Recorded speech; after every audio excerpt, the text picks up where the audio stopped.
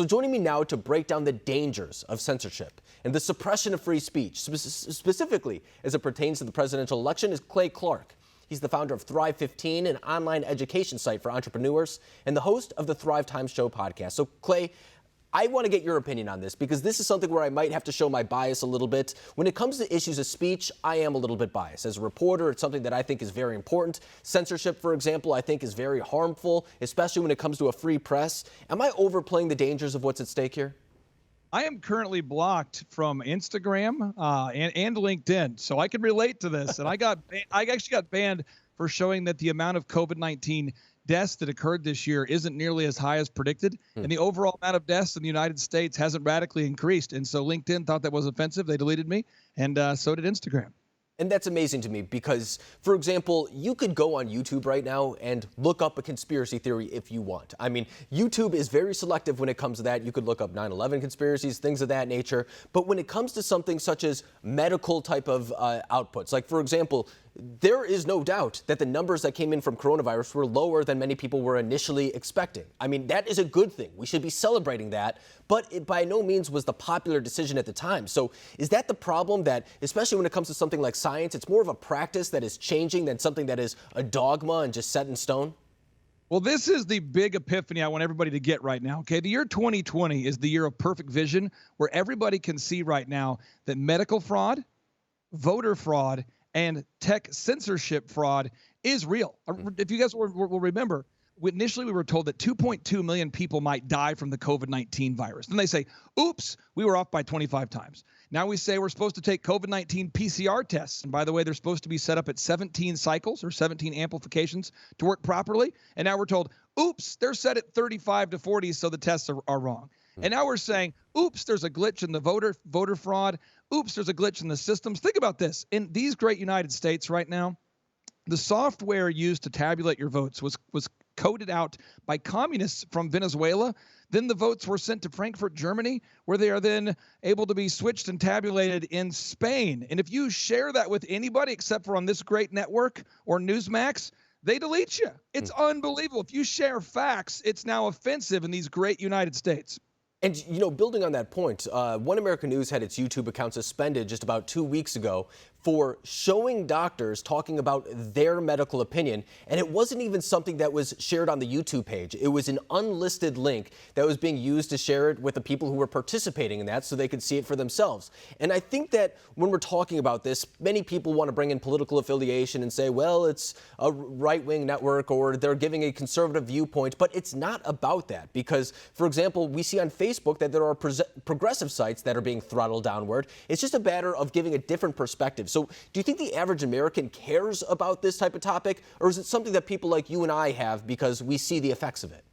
Well, the average American does care, and I'll just give you an example. One of my good friends, Dr. Richard Bartlett, he actually was a former top medical advisor for the governor of Texas, Governor Perry, for 7 consecutive years. This is a man who cares about his patients. He's treated over 1,000 patients personally using budesonide with 0 deaths. Think about that. 1,000 people saved from COVID-19 and 0 deaths.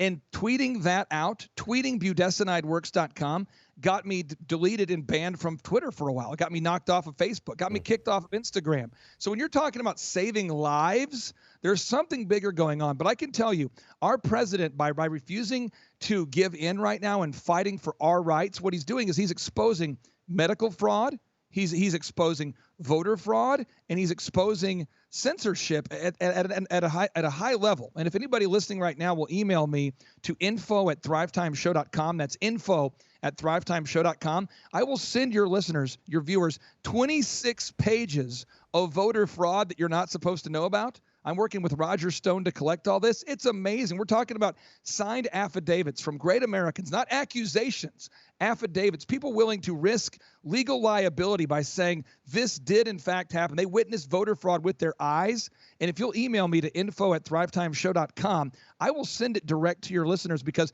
otherwise you can't see it anywhere else. I have to email this information to them at this point. If I post it on social media, it gets deleted. And by the way, Sidney Powell just got her account suspended from Twitter again at this very second. I mean, that's perfectly talking about what this whole conversation is all about. And of course, the remedy that we look ahead to is a lot of people saying that Section 230 should be altered in one way or the other. And I think that the way to put that is social media companies have a decision to make. They can either decide to be a common carrier or they can decide to be a publisher, but they have to pick, and they can't necessarily get the liability protection if they do choose to be a publisher. But if they decide to be a common carrier, then they can't start throttling anything. They can't start suppressing information. Is that the right way to lay out this argument? I would just say the president of these great United States, he is fighting for you. The reason why these companies are censoring him is because he's fighting for you. He's fighting against a communist coup to take over this country and to steal this election. And President Donald J. Trump, I pray for you every day, sir. And if you will call me directly at 918-851-6920, that's my cell phone number because I can't tweet about it. But if you text me, 918-851-6920, I have some Esther country-saving messages for you. And I'm telling you, there's so much truth I want to share with the president and our listeners and your viewers, but you can't on social media. So I just want to tell you, thank you, people at One America News. Thank you, Newsmax. Thank you for standing up for what's right, because you have become a very popular station in these last few weeks, because America's recognizing they can only get the truth on your station and stations like yours. No, you're exactly right. And I know that the president watches the program every now and then, so you might get a phone call from him, but maybe a couple of weird ones as well. That just happens when you put your phone number out there. But no, that's right now. And we have millions of listeners to our podcast, and that's how I've been getting it out. I've literally been giving out my cell phone number, and then we text it out because we're banned from everything else. Our interview with Lynn Wood had millions of views, but then it gets banned from everything. So we've resorted to becoming a mass texting platform. Yeah, but that's a testament to the idea that there are a lot of people out there who care about this topic. You wouldn't be getting texts if they didn't. But Clay Clark, right, I really appreciate you coming on the program tonight, breaking down this issue, because it's such an important one, and it doesn't always get the coverage it deserves. Thank you again. Thank you for your network, and you have great hair. I appreciate it. Thank you, Clay.